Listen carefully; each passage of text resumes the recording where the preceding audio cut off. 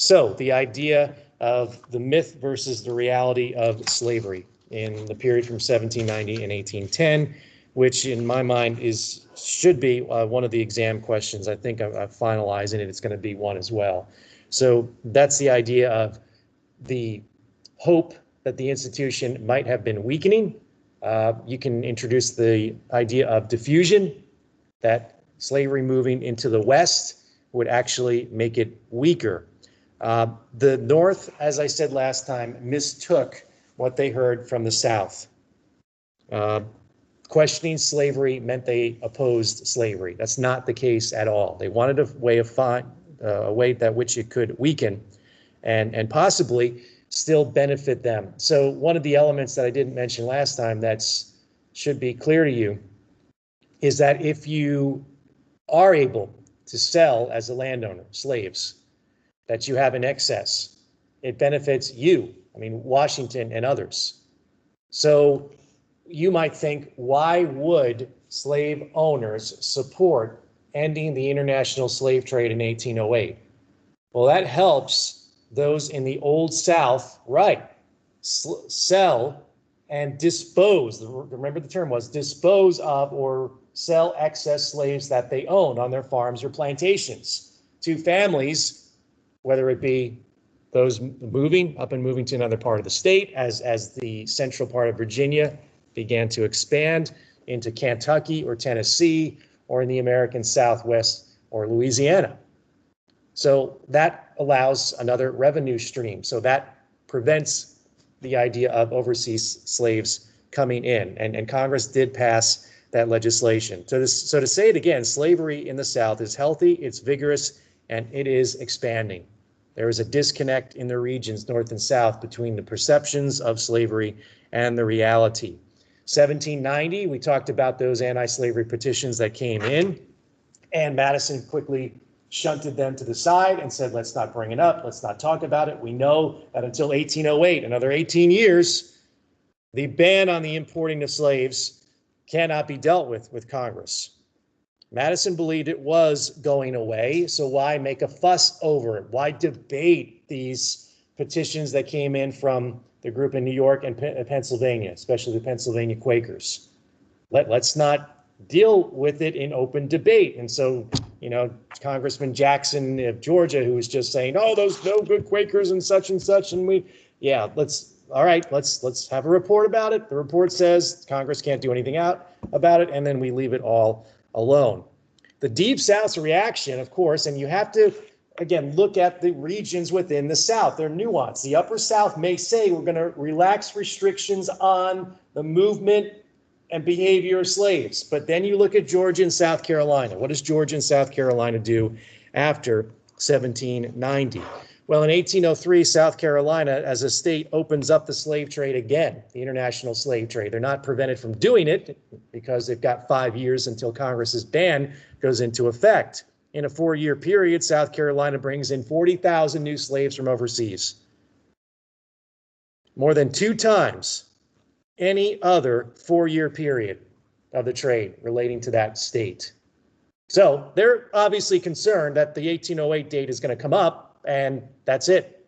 They'll be cut off from the international slave trade.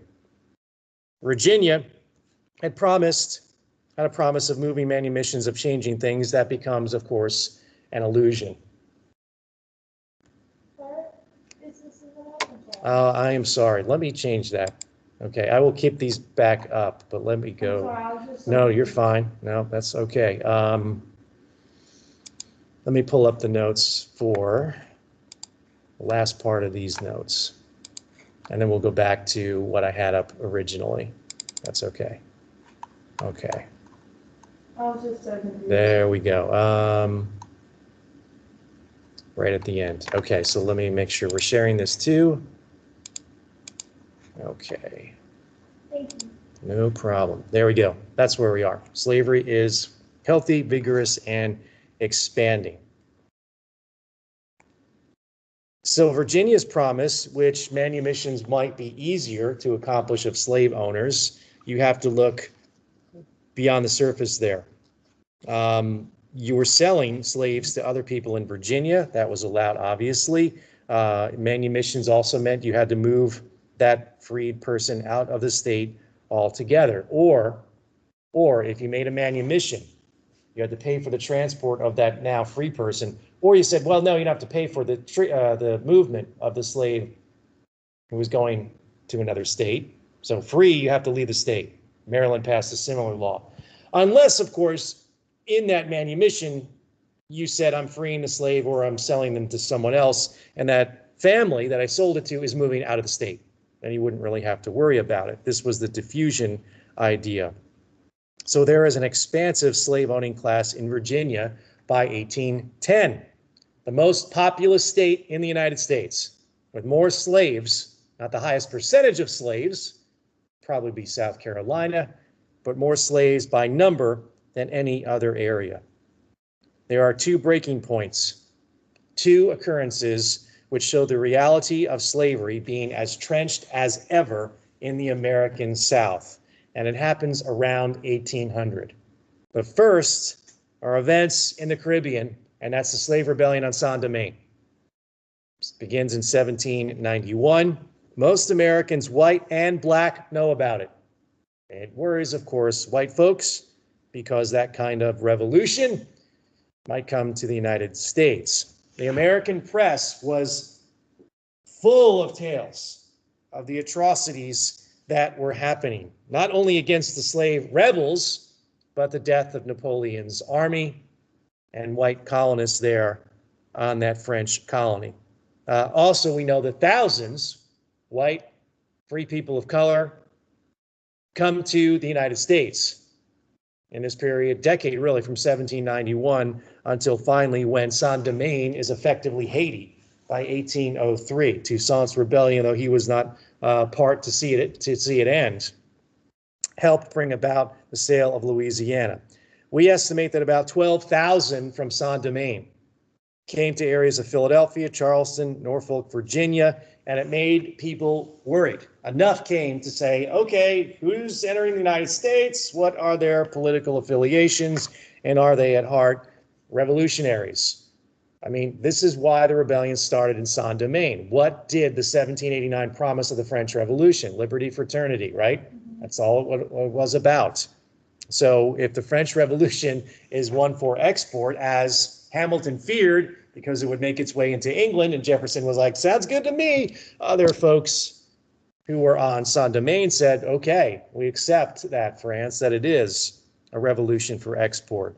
Most southern states, minus Virginia, banned or barred Dominican slaves from entry into their state. So that's where many go, the one state that doesn't impose the ban. See, this is the dichotomy here. This is the mixed message where you're like, oh, it might weaken. Those people who are making policy are going to put in place changes on the monitoring behavior of slaves, what they can do, some of their civil rights and civil liberties, and then this happens. So there's talk of conspiracy and rebellions growing more and more in the United States, and it began to erode the feeling of ending slavery.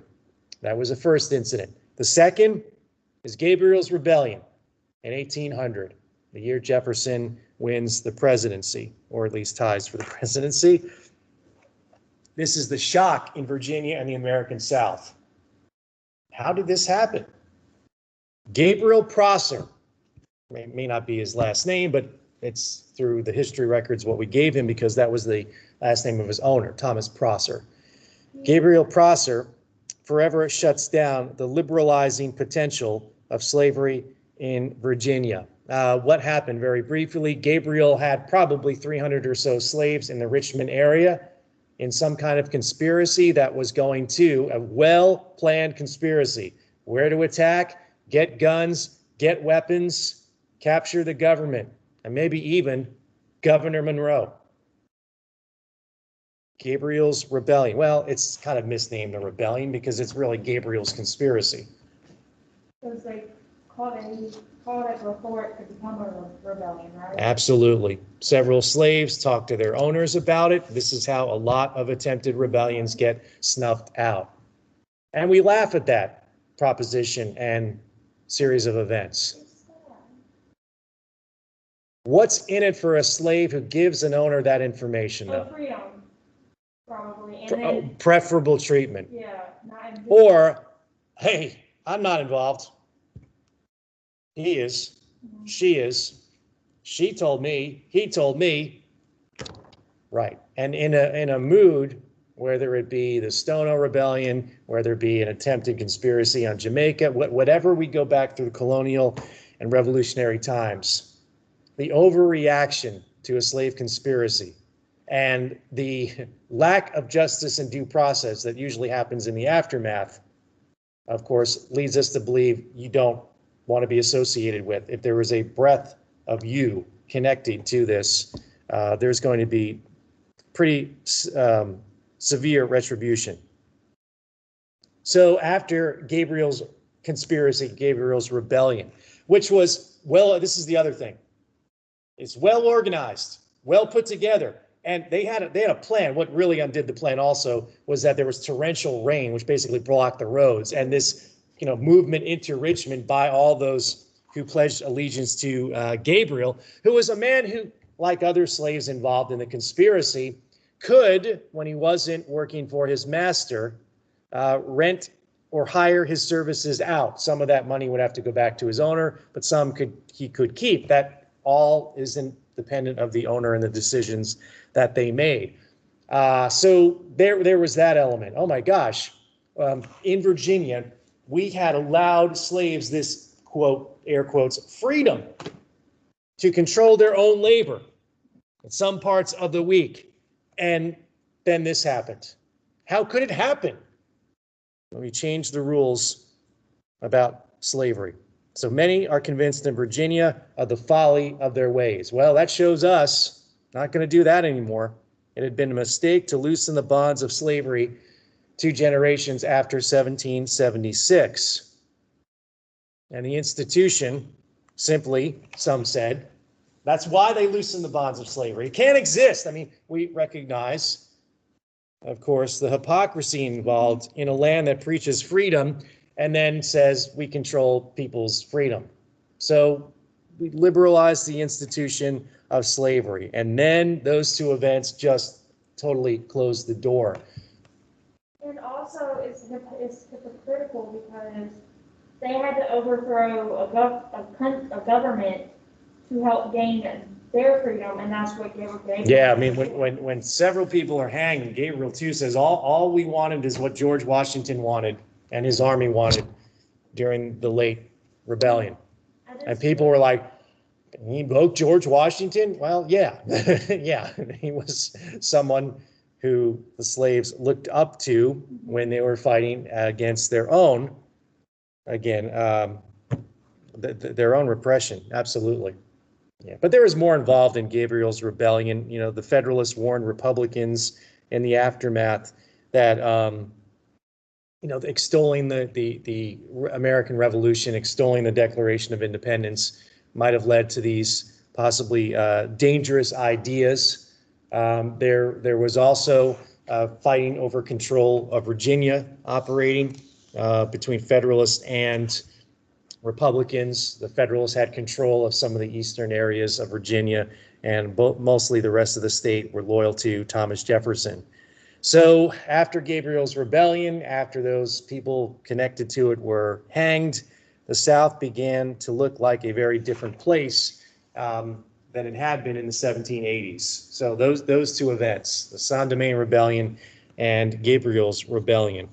Some made comparisons to what Virginia did after Bacon's Rebellion, which happened in 1676. The idea that, all right, up to this point, we hadn't really hardened the lines of color in the colony. You could intermarry, you could testify against whites in court, you can even own land, and then one by one, there's a list, books on slavery have this related to Virginia after 1676. You can't gather. If you have some kind of meeting of slaves, there has to be whites there present to make sure they're all not sitting around talking about how to kill all the white people. that was their mindset, and that's why I think Virginia really doubled down on not as much servants, white servants coming over from England, but slaves. I mean, it's a path to slavery is different in every colony. And in Virginia, when the numbers of slaves were relatively low, you didn't have to have that iron control, iron fist of really complete, I'd say, I mean, cradle to grave.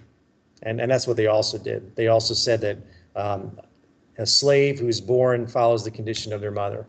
So it made slavery and slavery for life and slavery generational happened after Bacon's Rebellion. So like Bacon's Rebellion, like the aftermath of it, the aftermath of Gabriel's Rebellion, any kind of racial mingling, which happened. I mean, poor whites and blacks found common issue about what to do in Virginia in 1800. And they saw a common goal, and that's the other thing that worried folks. So that was going to end. Freedom suits stopped, and you couldn't go to court and try to win your freedom. Manumissions in the state rapidly declined. They banned mixed churches, which existed in Virginia prior to 1800. There were new black codes that were a lot like the Jim Crow laws that happened after Reconstruction in the 1870s and the 1880s. Among them, it restricted black mobility in the state of Virginia. So little things that were part of expectations of the slave system. A slave would run away temporarily. A slave would disappear, I mean, for days. Some would disappear for part of a day. Truancy, we would call it. You know, being late to get to your assigned task or working in a field. All of that was now a danger. But now truancy is something when you don't go to school. Mhm. So when did that change? It still applies to truancy. Yeah, I don't think it only applies right now to reference to education or school. I bet you hear more about that. Yeah. We don't really say as much you're truant to work, you know, kind of absent. Yeah. Yeah. Right. You just get So the idea of not being where you're supposed to be, and the slave owner saying, well, I know this individual ran away, but they came back, and you know it happens. Now it's completely like unacceptable. Okay, we're not going to let that take place anymore. There's now a danger to that, as opposed to kind of it's accepted. You know, I don't crack down on that happening because it does happen, and if it means that my slave would run away for a short time period, it'll also mean that he or she won't run away permanently. Mm-hmm. So we'll accept that as part of it. So it was overlooked, even though everyone knew it existed. So the distinction between color and status was becoming more and more reinforced. You know, if slaves could carry out a rebellion, they would also connect the dots that they could find their way to freedom and movement to the north. And that's what they worried about. And that's why that window of opportunity really slammed shut after 1800. And again, it's a knee-jerk reaction to the rebellions that take place. Okay, now we'll talk a little bit about Jefferson's efforts to steer a neutral course between France and England during his presidency. We'll pull up a new set of notes here. There we go. Republican diplomacy, especially after 1807 up to 1812, and we'll save the story of the War of 1812 for next week. Just to set this in perspective, the wars of the French Revolution, or the Napoleonic Wars, they lasted on and off for at least a generation, 1792 to 1815, with a brief pause, 1802 to 1803, a brief pause. They are the longest sustained global war in modern history up to that point. We estimate that 2 million people died who were involved in that. And it's a global war. Europe, the Middle East, South Africa, the Indian Ocean, the West Indies, Latin America, later on, of course, the United States. France would have complete, total conscription of its population in their army. They would field, during this time, 1 million people, 1 million men in their army. They made the whole society part of the revolution. A complete and total effort at victory. The British realize, by 1805 especially, that they are fighting for their survival. The man in charge of the English policy is none other than William Pitt the Younger. Who's William Pitt the Older? His father, who had engineered the success against the French after 1757 in the French and Indian War. Now his son finds himself as effectively prime minister during the first decade of the 19th century. It's William Pitt and others in England has a very easy goal of convincing everyone that the French Revolution is coming their way. 300,000 British people paid with their lives to keep the French Revolution coming into the British Islands. Probably spent close to £1 billion pounds sterling during this time. So it was expensive, it was costly, it lasted a long time. We have a temporary peace between 1802 and 1803 that ends, where the British join with different allies overseas. They join Austria and Russia. That alliance comes undone. We know that Napoleon invades Russia. The U.S. is caught in the middle of this. We are the neutral nation. We are, again, the power that tries to fight for our survival amongst these two military leviathans. We also make a critical mistake, and I think it's perpetuated by the Republicans, in this case, both Jefferson and his successor, James Madison, that we can, by our economic leverage, change the policies of France or Great Britain. We exaggerate, in other words, our own economic importance repeatedly from 1803 to 1812. American trade can determine the policies of what the British put in place or the French. It is absolutely not true. Jefferson, like the Federalists, tried to remain neutral. Last thing he wants to do is restrict American trade. Jefferson wasn't a big fan of the idea that trade was an element of the American economy. He had this fantasy of the independent yeoman farmer, going to be the key to economic success, and they would all be good, loyal Republicans. Jefferson has an idea that free ships trade free goods. And that should be the rule among nations. There should be no limit to what these nations carry. We carry the goods of other countries. We take French goods to the British West Indies, British goods to the United States, and no nation should put a limit on that. France and Spain use American ships to carry goods across the world. That is the truth.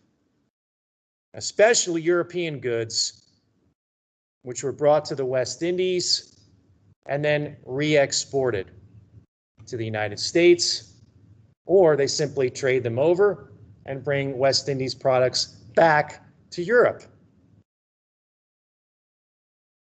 We took foreign products into our own port at times and then re-exported them back on the ocean. Now, why did we do this? This was the principle known as the broken voyages.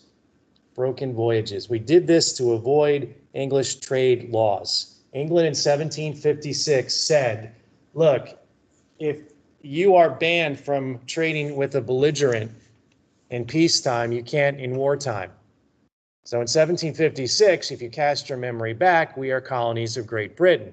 So if we're at war, we're not supposed to be able to trade with them in war or peacetime. So the United States says, okay, let's follow the British trade law of 1756 because they're still going to apply. I mean, we're not colonies of Great Britain anymore, but the English are still going to enforce this 50-year-old trade law. So what we did is institute the idea of a broken voyage. And that is essentially you take foreign products into an American port, pay the tax, pay the duty on them, and then re-export them. So they don't go directly from Europe to the British West Indies, trade up, and then go back on an American ship. They have to come into an American port. So we live that fiction that the broken voyage idea would allow our commerce and commerce of other nations to be unharassed by both the British and the French. Why do the Republicans support this, especially because they want a strong agrarian economy?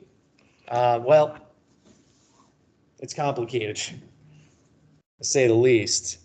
Jefferson wants to keep factories in Europe, and that's maybe why he supports it. If we can buy these products overseas, if the trade is free, it will keep the United States developing as he would like it to. He doesn't want there to be the large cities, all the decadence associated with them, and people who just make wages in factories producing items. Let the factories stay in Europe. But he also understands, as do members of his own party, that the carrying trade, simply moving products of another nation on American ships, is a lot like speculation, which means that you don't do anything.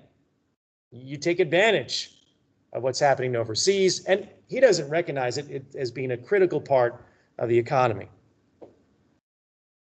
But it's a lot like shuffling paper, buying ships, and using the world trade situation to make people very wealthy, not connected with people who make or do things.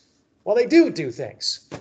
They take risks by investing in ships, purchasing companies, employing 12 ships and all their crew, because if you lose them, you're out money. So, okay, yeah, you're not in the soil. Fine, be that as it may. He has to recognize that the United States can, if it chooses, to use its economic leverage. But he always overestimates how important that trade is to other countries, especially after 1805, when we know that both France and Great Britain are intercepting American ships, but something happens after 1805 that makes England more of the threat, and that is Trafalgar. That is Admiral Nelson's victory over the French fleet. Trafalgar means that France is not going to invade England because they don't have the Navy to do it. That's why Lord Nelson is just, Trafalgar Square in England there, it is so important to the English. This is it. Napoleon cannot launch an invasion after 1805. So what he's going to do is desperately try to keep other countries from trading with England, and is going to have to rely on their army and some of their successes there on the continent. So what do the English do after 1805? Well, they have to keep their navy afloat. Their navy is keeping the British Islands safe. The English begin to stop the flow of U.S. exports after 1805. And the other part that really, that hurts. That's the idea of we are neutral and we should be treated as equals among the family of nations. And then they also up the ante by repressing fellow American citizens in the process. You all know a little bit of that story, but we'll get into some of the details about that. In this effort after 1805, Jefferson really runs a big risk. He drives the American economy into a deep depression by his policies.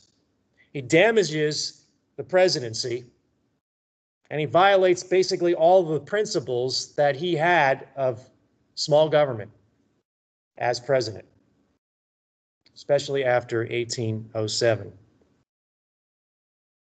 Jefferson wants free trade, no limits, and no discrimination on foreign goods the same way we should have discrimination.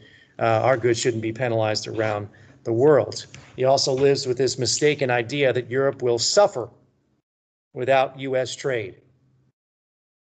They don't. They're hurt by it, but they're not going to go and say, oh my gosh, the United States won't trade with us. We'll do whatever they want. It goes back to the time-honored nostalgic ideas of the 1760s, the ideas before the American Revolution of non-importation. We won't consume British goods, and the British, of course, will change their policy. So in some ways it worked. Maybe he's not so much the dreamer to think that if we keep foreign products out of the United States, the English will bend to our will, because they had done it before. What he doesn't realize is the United States is heavily dependent on English trade.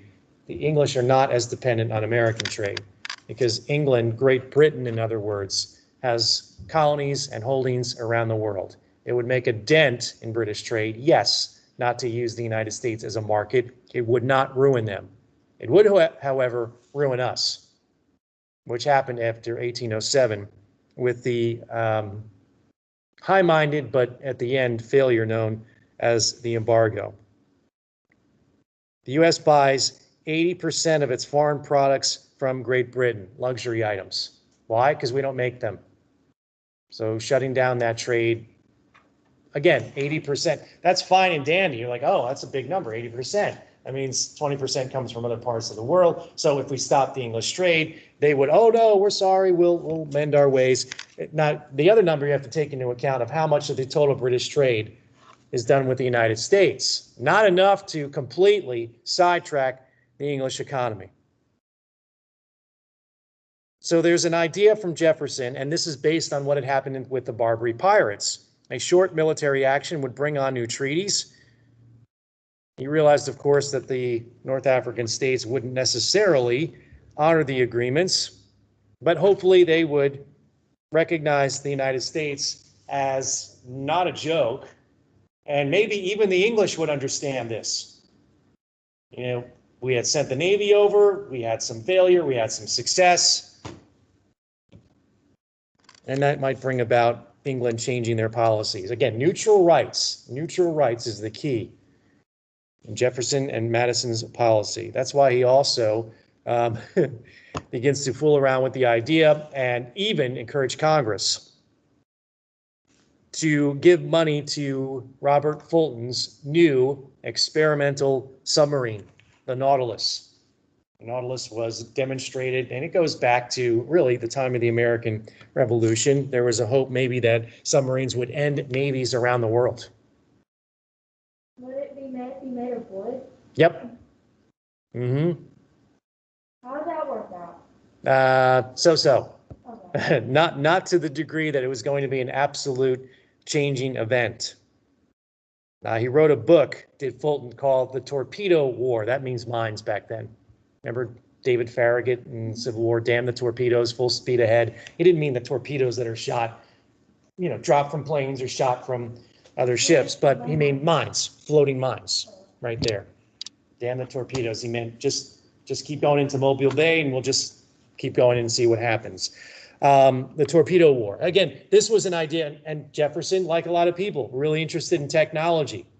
I mean, Lincoln was trying all kinds of things during the war. Cannons that will fire simultaneously with a chain in between.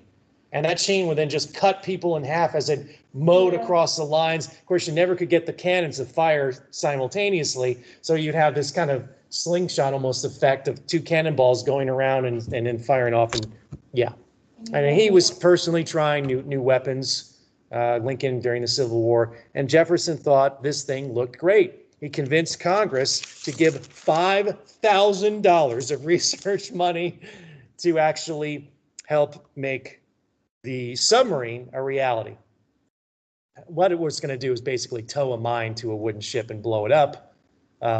There were some other ideas of literally taking a corkscrew and just poking holes into. I mean, they really were thinking that would be the thing. Put like a giant drill, and then this thing would float up. I mean, on the surface or slightly below, and then it would make a hole. I mean, would there be enough of these to make wooden navies go weak in the knees? No. But they were trying things. I mean, the other people could see them approaching. Sometimes. Yeah, they had a method by which they could bring in air, blow out air, and surface and not surface. So yeah, they were crude, They were unreliable, and a lot of people just went in the sub and let's just say never came back up. But it would be pretty awful. Yeah. So what happens after 1805 that makes Jefferson try to leverage American commerce and trade? The English begin to once again seize U.S. merchant ships, really with a lot more concentration and success.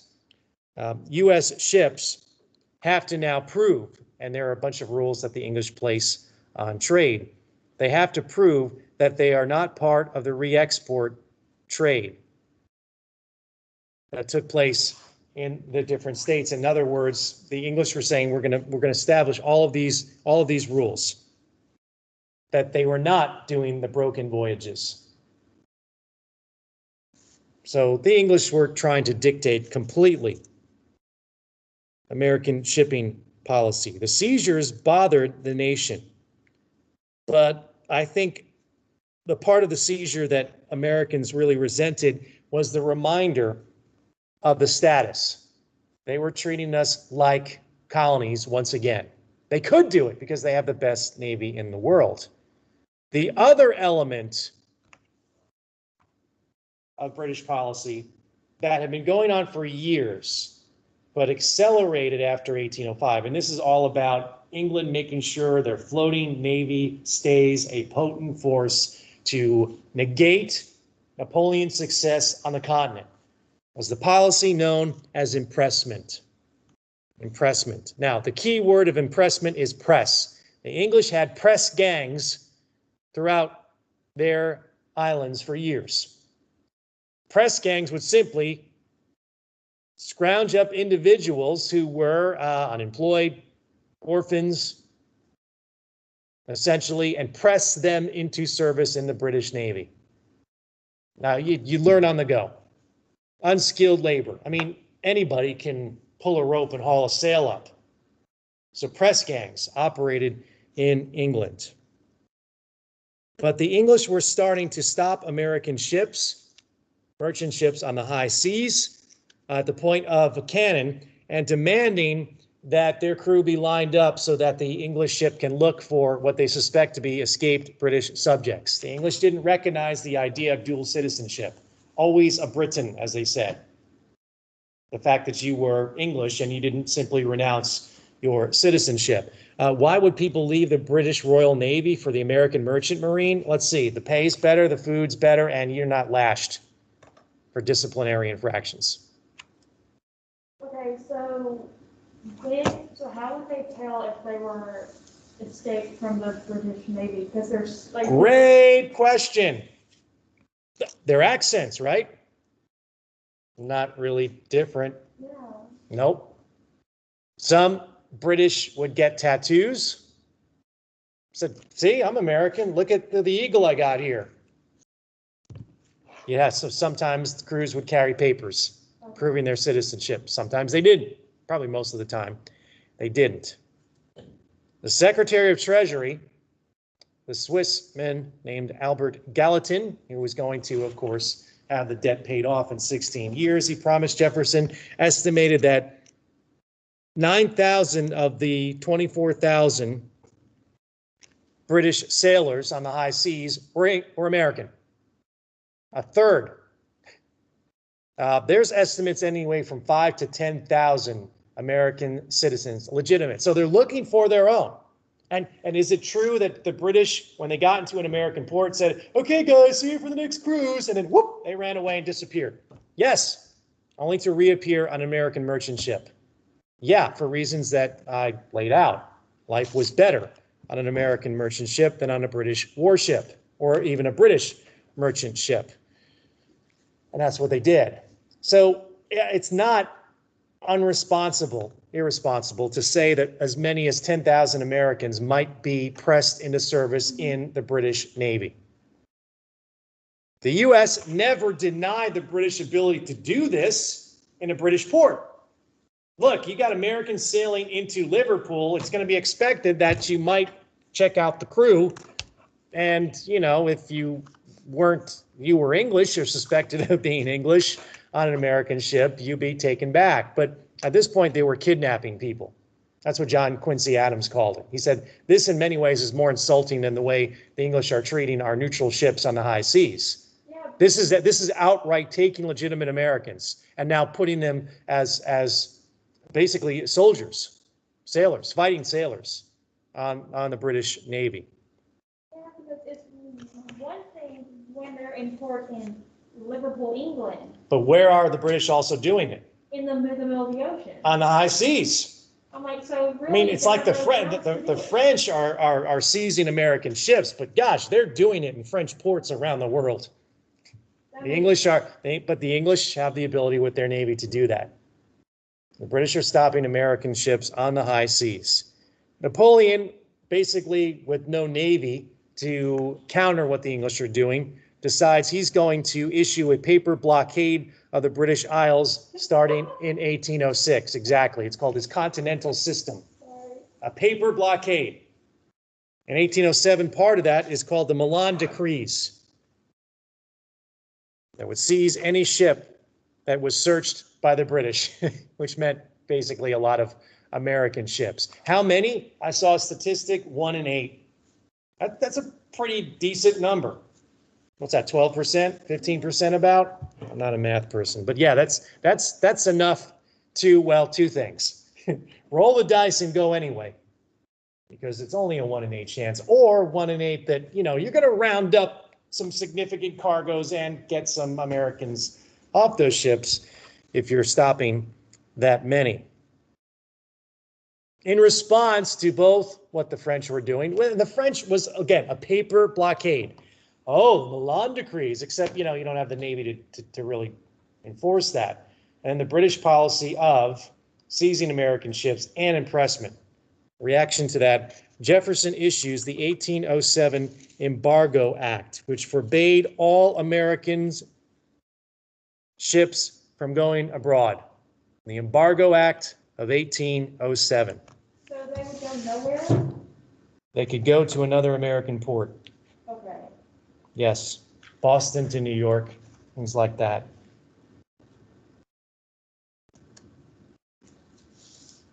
Here's Gordon Wood's summary of the embargo. It forbade all Americans from sending any of their ships and goods abroad. Perhaps never in history has a trading nation of America's size engaged in such an act of self-immolation with so little reward. Not only did this experiment fail to stop the belligerents' abuses of America's neutral rights, but the embargo ended up seriously injuring the American economy and all but destroying the Jeffersonian principle of limited government and states' rights. The embargo. It's a major mistake. But it may have been short-lived because the English made a critical mistake in June 1807. That year, an American warship known as the Chesapeake was sailing off the coast of Virginia. Literally, Virginia and the American coast was still within sight of the crew of the Chesapeake. A British warship, the Leopard, came up to the Chesapeake and said, prepare to be boarded and inspected, because they were following the policy of looking for their runaway sailors. Apparently, the American captain, let's just say, flipped the universal sign of disapproval to the British captain because, I'm a warship and there's no way in hell you're going to line up my crew and take some of them off. The British opened fire on the Chesapeake. Well, how did they name their ship the Leopard? Did they have any, rhyme or reason? I'm just wondering. Yes, they did. I don't know what it was and what decision process was made there. It just sounds like a dumb name for a ship. A leopard? No, it sounds cool. Are you kidding me? Yeah, but. Or the cheetah would have been better, or the bobcat? No, it's like something that had to do with their country, like the Chesapeake. It has something to do with America. The etymology of the name, it has to exist. I don't know what it is, but I bet there is. I bet there's one. Either it was the builder, or where it was built, or someone connected to, the animal that brought it in. I'm sure there's something there. I'm not familiar with it, but I bet you it does exist. Absolutely. So the Chesapeake affair, and by the way, the British, after firing on the warship, and 3 American soldiers were killed, sailors were killed, I should say, when the captain refused to be boarded. They found, I think, 4 British sailors on the Chesapeake's crew that were eventually brought back. 3 of them turned out to be Americans, and the British again, percentage of getting their actual sailors was pretty awful. Of the 4 they took, 3 were Americans, and 1 was actually English, and that guy was later hanged. To which the British backed off immediately from this. They reassigned the captain of the Leopard. He got another ship. So that was kind of not really, they did anything. And they also offered to pay what we would call today reparations for those sailors who were taken off the American ship. England wanted to walk this back as quickly as possible. But the embargo, it's an international incident, right?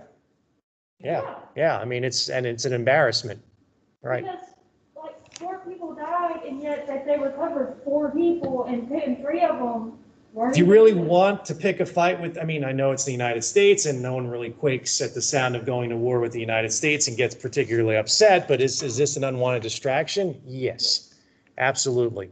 Thomas Jefferson, in response to the Chesapeake affair, he acknowledges, look, I probably could have gone to war if I wanted to. Members of his own party certainly were in favor of that. Jefferson instead recalls American ships back to American ports, orders the strengthening of the harbor defenses, and mobilizes 100,000 militia. Well, that sounds impressive, but it's a lot like Napoleon's paper blockade. Let's call up 100,000 militia, and then 8 respond. And you're like, oh, okay. The embargo ends the international trade, but allows imports to come in, and customs duties are collected. The enforcement measures of it are also very, very unpopular. You had to pay a bond in the coastal trade. Again, right, this is a nation, remember, the United States of smugglers. We're great at it. So what do? You're a ship captain in New York, you say, we're going to Philadelphia, and then you end up in the West Indies. And then when you come back, the customs duties say, what in the world happened? I mean, Antigua is really far from Philadelphia. And you say, we got blown off course. So what they did was they made you place a bond, meaning you put up money that you'd get back if you actually stayed within the coastal trade of the United States. If you didn't get the money back, and you might find yourself fined or arrested. Here's the other part of this story, right? This is the unknown development, an unrealized change in American trade when it comes to the embargo. Ships come into the United States, right? They can come in. That doesn't stop. They pay the tariff if there is one on the goods that they're bringing in. Now, that captain has unloaded the goods that he brought into the United States. Can he refill his cargo hold? No, he can't leave. Until they count every single thing? No, he can't leave, period. It stops American ships. Now, ships from around the world can come in if they are in distress or if it's a diplomatic mission. So what do you do if you're a ship captain and you're told, coming into the U.S., you own an American ship that's going around the world, you come in, and then what you decide to do is not, when you leave the U.S., you have to fill your ship with ballast, which is things like sandbags or something else, because you can't take things out of the country. So exports slow down, imports also, because no ship captain in their right mind would come into the United States and say, once I get there, I can't, leave with anything. So why the hell do the journey? That is the unknown, unrealized development of the embargo. What is in distress mean? Like the ship's about to sink? Yeah. Or they have a medical emergency, probably would qualify as well. How would they get that to, how would they know? They would have customs agents working at the Treasury Department that would determine whether or not they were justified in doing that. Okay. Yeah. Also, Now, did this work? no. Kind of, as far as the number of exports leaving the United States, but whether it weighs around it, absolutely. The enforcement measures were becoming more and more unpopular. New York and Canada and Florida, those borders, they leak like a sieve. Because when you go from New York to Canada, hey, everybody, you're in a foreign country. Kind of like the southern border with Florida. Exports continue to make their way across land borders, and Jefferson decides to allow the governors to use armed ships and force to make sure that the embargo is being followed. So much so that he declares at one point New York and Canada, the border counties, in a state of insurrection against the United States, and passes measures that he would have absolutely, I mean, it would have made Hamilton thrilled if the guy hadn't been gunned down by Aaron Burr, but Hamilton would have said, yes, absolutely. I mean, he would have made the connection to the Whiskey Rebellion. And Jefferson, if he was out of office, would have said, oh, I can't believe this, right? He would have celebrated this unjust law, the embargo, right? And those who were resisting it if he wasn't president, but he's president. So he has to put these laws into effect. It's not that much of a shock because when you think of those counties that are on that border, Yeah, they're mostly just people that sneak stuff into the country to begin with. Sure. Because they're right there. yeah, yeah. And those borders, just as ways to avoid the embargo, completely increase a number of goods that are making their way over the land borders, which would have counted under the embargo. I mean, just because you walk something from across the Niagara River in New York into Canada, I mean, you're still violating the embargo.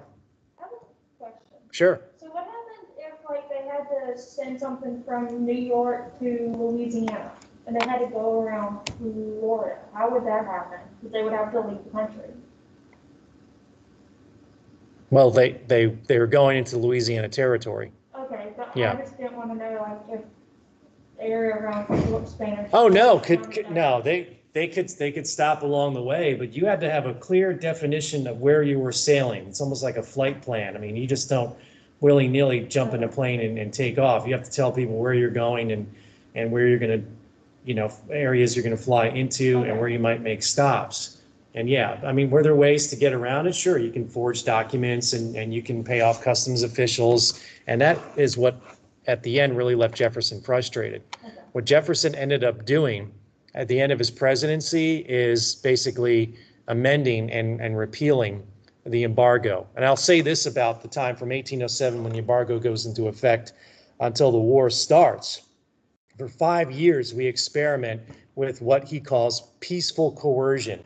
That's Jefferson's term for the embargo, and later on the Non-Intercourse Act, as Madison calls it when he's in office. No president wants to hand your successor a problem, but this is a problem because the embargo proves to although the Republicans are, again, supportive of it, it's disastrous for elements of the country. And I will say politically, what it also does is takes the party known as the Federalists that were literally doomed, it seemed, after 1800, especially after 1804.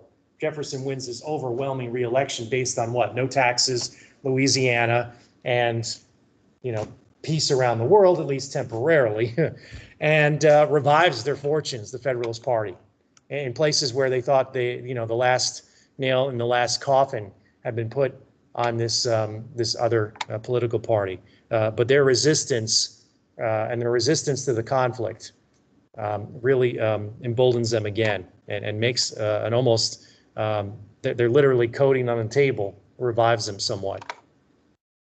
Okay, we're going to stop the recording now.